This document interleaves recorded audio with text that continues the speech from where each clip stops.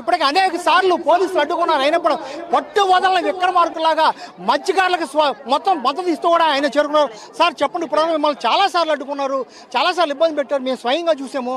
ఎట్టకేలకు మీరు కోర్టు అనుమతితో రావాల్సిన పరిస్థితి, ఎందుకు ఈ దౌర్భాగ్య పరిస్థితి? ఇక్కడ ఈరోజు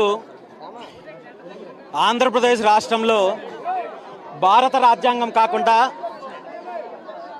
ఈ ప్రభుత్వము, ముఖ్యమంత్రి చంద్రబాబు నాయుడు గారు ప్రత్యేకంగా రాజ్యాంగాన్ని రాసుకొని అన్ని వర్గాల ప్రజలను, రైతులను, మత్స్యకారులను ఇబ్బంది పెడుతూ బలవంతంగా వారి నుండి భూసేకరణ చేపట్టి వారి జీవితాలతో, వాళ్ళ వృత్తులతో చెలగాటమాడే ప్రయత్నం చేస్తున్నారు.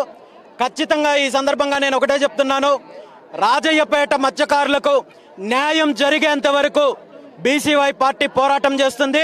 వెనకడుగు వేసే ప్రసక్తే లేదని చెప్పి సందర్భంగా తెలియజేస్తున్నాను. సార్, మీరు అన్నట్టు పాత గవర్నమెంట్లో కూడా హెట్రో వచ్చింది.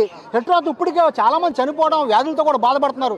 మళ్ళీ అటువంటి కంపెనీని తీసుకొచ్చి బలవంతంగా రుద్దే పరిస్థితి చేస్తున్నారు.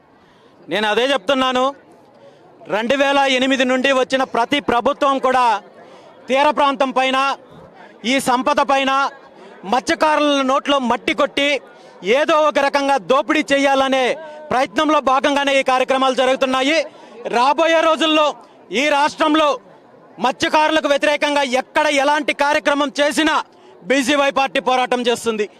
రాజయ్యపేట గ్రామస్తులకు, మత్స్యకారులకు న్యాయం జరిగేంత వరకు, ఇక్కడికి వస్తున్న ఈ ఫ్యాక్టరీలను తరిమి కొట్టేంత వరకు బీసీవై పార్టీ గ్రామస్తులకు, మత్స్యకారులకు అండగా నిలబడుతుంది. సార్, మిమ్మల్ని రాకుండా మొన్న అడ్డుకున్నారు వైజాగ్లో, మిమ్మల్ని వేరే రూట్లో తీశారు. కానీ మీకోసం ఇన్ని వేల మంది హైవే ఎక్కి 4-5 గంటలు దిగ్బంధం చేశారు. 1 కిలోమీటర్ల మేర మొత్తం ట్రాఫిక్ జామ్ అయిపోయి ఎప్పుడు జరగని విధంగా జరిగింది. ఇంత అభిమానం ఎలా సంపాదించుకున్నారు మీరు?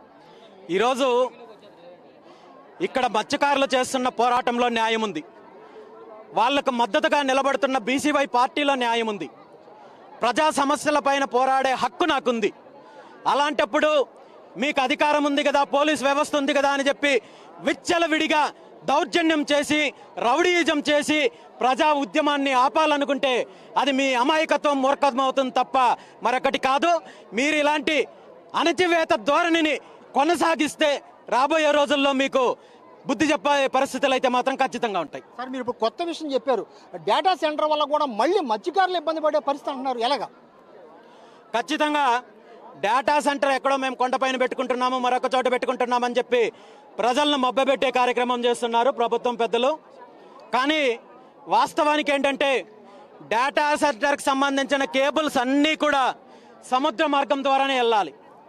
సముద్ర మార్గం ద్వారా డేటా కేబుల్స్ని తీసుకెళ్తున్నప్పుడు పూర్తిగా ఆ ప్రాంతాన్ని నో ఫిషింగ్ జోన్ చేయాలి.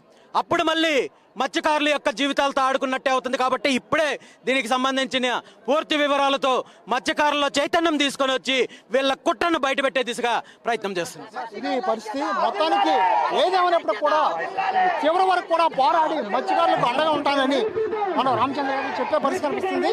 భారీ ఎత్తున వేలాది మంది మత్స్యకారులు ఆయనకు మద్దతుగా ఇక్కడ రావడం జరిగింది. ఎట్టి పరిస్థితులు కూడా బగ్రాన్ని ఇక్కడ రానివ్వడం, చివరి వరకు కూడా మత్స్యకారులతో పోరాటం చేస్తామని కూడా మా రామచంద్ర గారు చెప్పే పరిస్థితి. Camera person